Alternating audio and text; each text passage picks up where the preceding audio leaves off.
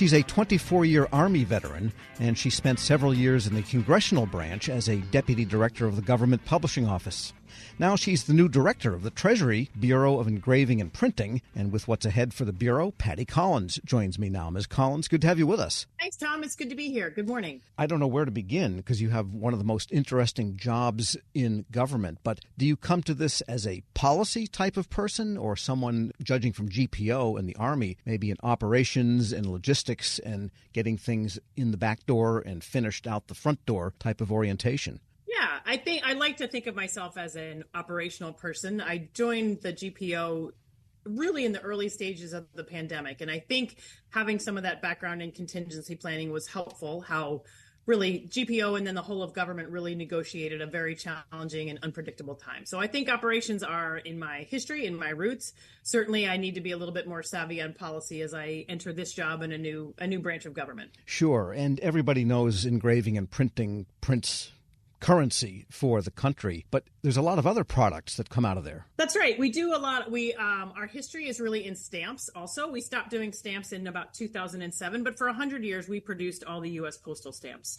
We produce military certificates. It was recently Medal of Honor Day. Medal of Honor certificates are printed right here in Washington, D.C. Our ink is mixed right here in-house, and we're really proud of some of those things that we do. My United States Commission from 1991 was produced right here. I did not know that until I took the job, actually. So we do some other projects. We do presidential portraits, replicas of the Constitution, and some special single notes. We sell our sheets of money you can buy in our gift store, and some of them are more desirable like others. The lucky money is something that people want to buy frequently. Right. So give us a sense of the extent of the facilities, because printing the currency is one thing, and you see those presses running on B-roll constantly on cable television. But some of these things are smaller presses, one-of types of documents. It sounds like a Medal of Honor. You don't run off millions of those at a time. We sure don't. That's right. We have about 2,000 employees spread between our Fort Worth, Texas Western Currency facility and our facility here in Washington, D.C. We run Monday through Friday, 24 hours a day, 3 shifts, producing the nation's currency. We've been doing that since 1862. This year, we have an annual currency order from the Reserve Board of approximately 5.9 billion notes. So it's pretty massive. Yeah, how does that number get developed? Is that something that happens outside the Bureau and you just take the order and decide how to get it done? That's right. The Federal Reserve Board, I like to say, is they are our funder. That's what we are, not an appropriated agency or bureau. We are funded by the Federal Reserve Board. It is their math and their economics that determine what kind of currency and the eaches of denomination that is required every year. And then we sit down and we have that discussion with them, and then we deliver. That was my next question. They tell you how many ones, fives, tens, 20s, and hundreds, 50s. I guess they're still Absolutely. $50 bills. They don't come up yes, as there much. Are. What is the most common bill that is printed? The 20. That gets to the question of, well, not the 20, but the printing of all this money and the supply chain issues which have occupied so many federal agencies. And as a matter of policy and practicality, you have kind of a unique supply chain in the paper and ink components. I imagine even the press parts are not common anymore. What's your strategy? How does the Bureau maintain a solid supply base so, we can get that $1 trillion out for you? That's right. And you bring up a good point based on policy. And if we look at U.S. code, it says that paper for passport pages, which I can harken back to my previous job, and currency must be made in the United States, and there cannot be a foreign entity in control of that. So Crane has been our paper provider for a number of years. That's not unusual. The majority of the other G7 nations also have single source paper suppliers. So that's not entirely out of the ordinary. We do risk assessments regularly, like anyone would, and we partner with our Federal Reserve to anticipate what our demand will be and have a close relationship with our suppliers. It was challenging during the pandemic, as it was for everyone else. And so the supplies are from the United States, and how far back do you track the tiers of supply? I mean, suppose there's a certain dye needed for a certain ink, and that comes from snails from Egypt, or does that happen at all? Maybe you haven't been there long enough to know. Yeah, our ink comes from a U.S.-based supplier also. We also do regular testing of our ink to make sure that it's meeting all our standards, whether that's at the vendor location or right here in-house. We're speaking with Patty Collins. He's the new director of the Treasury's Bureau of Engraving and Printing.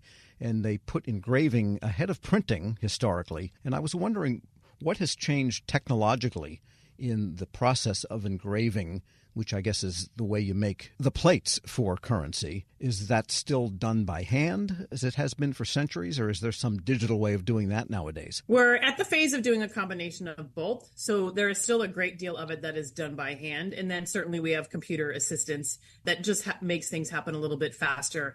Our engravers are really experts in their field. We have less than 50. Many of them come to us with a Master's of Fine Arts degree and have certainly an artistic life on the outside of BEP, but their work is just really beautiful. They have the best lighting in the Bureau as well because they draw almost all day long. And so we're really proud of that. There's an apprentice program to become an engraver. Some are 7 years and some are 10 years. So when we get someone into the Bureau as an engraver, generally they're staying for the duration of their career. Yeah, and so what is it they're drawing? Because if you're printing a fresh batch of 20s, well, they have to look like exactly like the last batch of 20s. Do you have to remake the plates from time to time? I imagine plates have a finite... That's right. Yeah, plates don't last forever. And then we're also working on our new family of notes. We call that the Catalyst program, and we will see our first new notes roll out in approximately 18 months to 2 years. It will look similar in some ways, but different in others. As you know, there are overt and covert security features built into every note. And if you ever look at a note with a jeweler's loop, as an example, you'll see a lot of fine, detailed artwork, and that adds to our security features is that they are so unique and so challenging to reproduce. Sure, yeah, I actually do look at them with jewelers one time because it's an object of interest. But getting back to the technology and the engraving process, how is that changing, do you think? Right, well, certainly there is more computer assistance to that. We make our plates right in-house, and we're looking at ways to do that in a cleaner fashion using less chemicals, less water, to make things faster and then repeatable. And certainly we are in the process of buying new equipment, which is still an intaglio press or an offset press, but they just have more automation to them, which will help find flaws faster, track the speed of the operation. And today we print, our plates are either 32 or 50 note sheets, and we will migrate toward purely 50 note sheets, as you can imagine, can help us do our jobs faster. Sure. And so the engravers will always be needed. You don't envision Absolutely. Like a digital process of someone drawing on a Adobe drawing program and then you feed it into a machine and out comes a plate. That's right. We'll always need engravers. We will always need plate makers. We will always need printers. Absolutely. And I was curious, having traveled a little bit overseas, other nations have currencies of different sizes and shapes, and that comes up from time to time. Who would be the decider whether the 5 has a different size and shape than the 1 and so on? Well, the Secretary of the Treasury has authority on design and I guess size and shape or color, if you will, for all notes. Certainly she has a staff that works on designs, and I will say we are in partnership with the U.S. Secret Service for our counterfeit deterrency program, the Department of the Treasury, and the Federal Reserve Board, because we think of just a currency note and we think, well, why can't we put it in other sizes? And then you think about ATM machines. How would that money come out? Or you go to a bank and maybe just the slots in their tray are of a certain size for U.S. currency. So we're certainly not saying that can't happen, but there are a lot of things to consider than just what size note do we want to print. Yeah, there's an infrastructure that's almost infinite that is built up in the centuries surrounding the U.S. currency size. That's right. We're putting $1 in a soda machine or a vending machine also. Are there other practices in the production of currency, though, that are shared internationally among countries that can trust one another? Yes. We do have, there is an international organization that meets from time to time to share best practices. Like other countries, we don't give up our security features or exactly how we're doing things to make them U.S. notes. As a reminder, the U.S. note is the most trusted and secure currency in the entire world. So as Americans, we probably think, well, not many people use cash anymore. The average American makes 6 cash transactions a month, which isn't very many. But across the world, if you said you've traveled frequently overseas, you will find U.S. dollars accepted in almost every country. Yes, sometimes with great delight. As a matter of fact, it's better That's than their right. own currency. So what are your priorities now that you have taken over the Bureau? Well, other than finding my way to the office, there are 3 big priorities, right? My first is our workforce. 25% of our workforce, incredibly talented people, are retirement eligible, and they absolutely deserve that. we have benefited a little bit from the decline in the print industry, that we are able to find those workers with print experience, offset press experience, and immediately put them